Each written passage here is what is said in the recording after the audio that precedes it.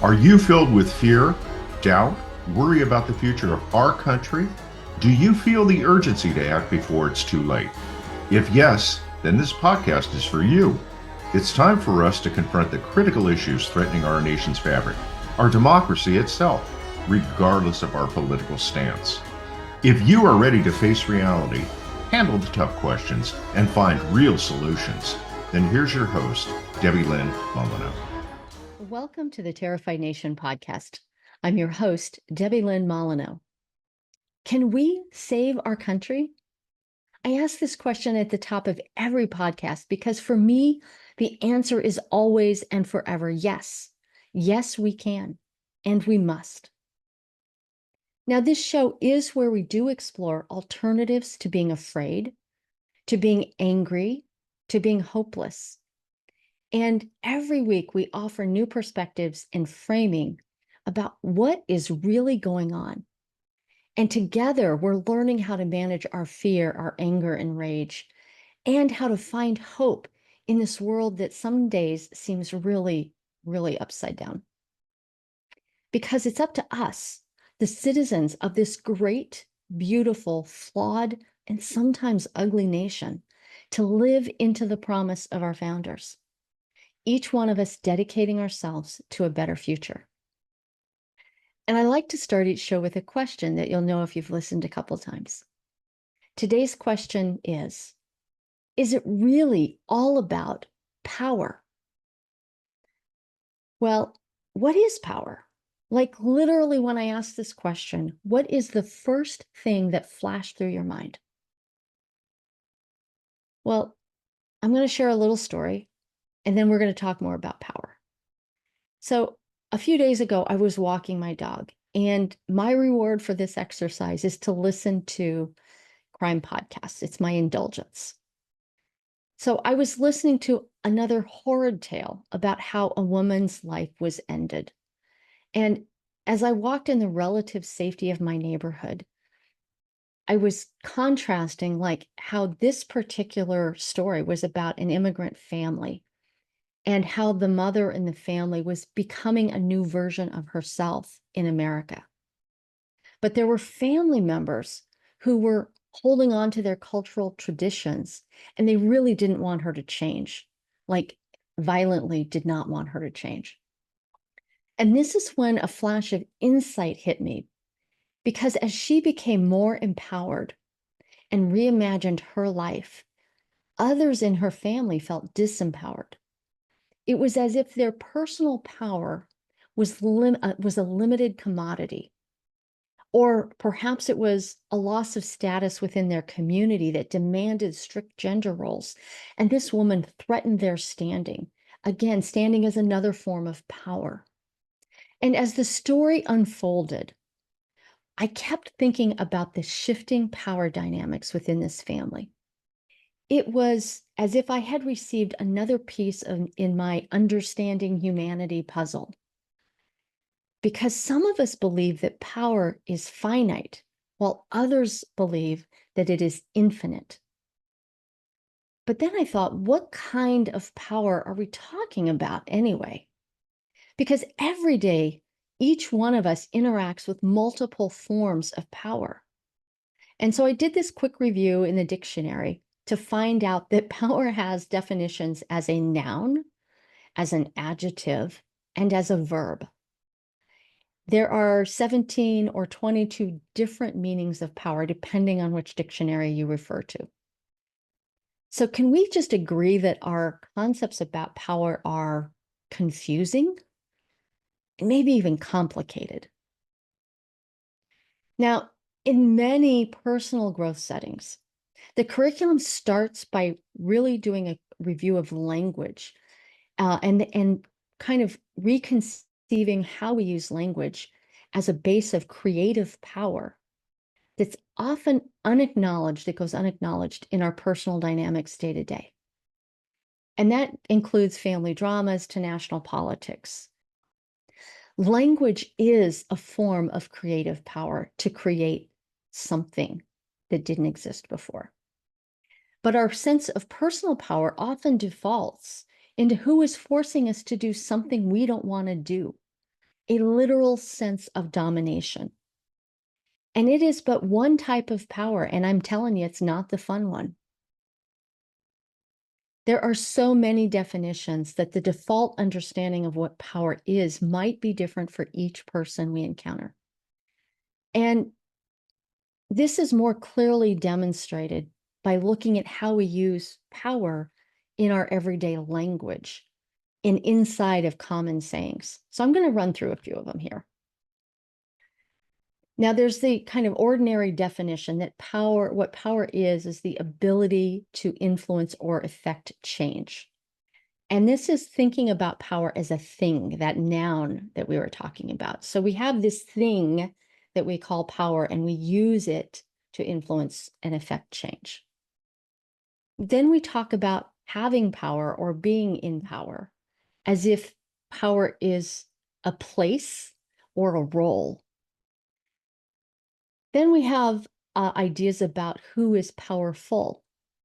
And this is where one is often either bigger or stronger or more influential than others, but it's another thing statement. We talk about power struggles or bases of power where we wrestle over this thing or it's housed somewhere else. We talk about the power of authority. And this is where we give an institution or a government our agreement that it has the power, this thing we call power. There is the power of 2 or the power of 10, or it could be a visual magnifier like our glasses or microscopes or telescopes. It could be a math multiplier. There's the power of 2 as a big thing. We talk about the power of good and evil as if I think power is more than good or evil, but this is one way that we talk about it in absolutist terms, that if there were more than the power of good and evil, its power might somehow be diluted. Are we diluting the thing? I don't know. This next one is really fun. Power as an order of angels. And is this like a dazzle of zebras? Like, is it a group of angels is called a power? Interesting to think about. There are power plants and electricity where power is actually a currency instead of a thing. It's a transitory element, if you will, and it can't be hoarded. We have the power to see clearly, which is almost the same as wisdom, right?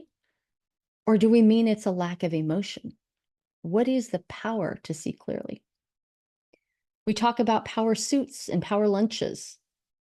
Does this feed the belief that we are not inherently powerful ourselves and that we need props, or that we can meet over a meal with certain people and then feel like we're having the thing we call power? I don't know. It's just an interesting wordplay here. And of course, we all, are familiar with a lot of religious or sacred texts that talk about the power of the word. This is what I started with on the co-creating using language and co-creating our understanding of power itself.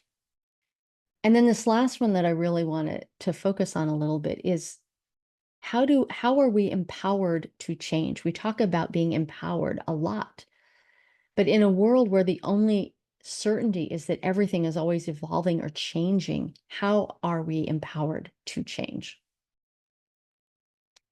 So as I go through all of this, I'm just struck by how we are constantly either seeking or avoiding power sometimes, or that we're confused about it. But like it or not, we're in a relationship with power. So what do we want to think about it? And most importantly, what kind of power do you want? And what do you want to do with it? Because I know what I would want to do. And do please contact me through the terrifiednation.com website. You can chat directly with me and let's have a conversation about power. But just today, I used power to charge my phone and my computer and my earbuds. And I've used power to create space for a friend who needed a dedicated listener. I have written powerful words through which I'm creating something new, like this podcast. I have chosen a power lunch of vegetables to keep my mind clear and energy up this afternoon. I'm dreaming about how I could use all the power that I have, like it's a thing, to influence our culture through blogs and podcasts like this, to become more life-affirming instead of harm-causing. That's the big thing I want to use power for.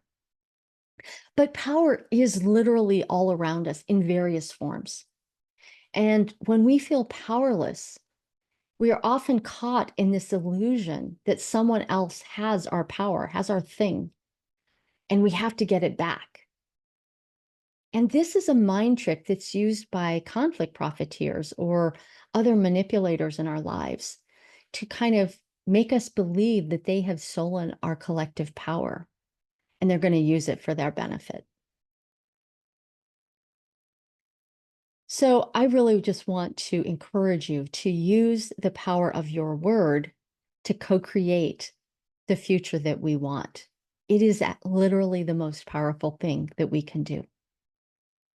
And in that vein, I'd like to end this podcast with an invitation for you.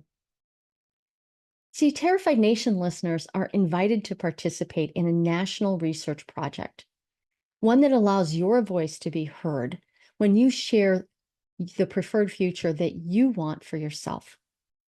It's a simple interview of 8 questions that can help you identify what's most important to you, and then point you towards what you can do to make your dreams real. You might check it out and then have a really meaningful conversation with a loved one, like interviewing each other using the 8 questions. Nothing in the questions is political. Not one political question at all. It is about you and your dreams for the future. And best of all, it's free. All you have to do is visit americanfuture.us and click on the self-interview button and then follow the question prompts. You can even download it and share. Now, the research comes when you respond into the form that pops up. To aggregate all of the anonymous responses to find where we have common dreams and common goals for our lives and for our nation. And Terrified Nation is a podcast of the American Future Project. So in closing today's show, I'd like to thank you, the listeners, for giving a damn about our nation. We might be a terrified nation today, but we can do better. We can save the USA. Join me next time. So that's it for today's episode of Terrified Nation. Head on over to iTunes or wherever you listen to subscribe to the show. You can get advance notice on new episodes and bonus content by signing up. Head over to terrifiednation.com and join us on the next episode.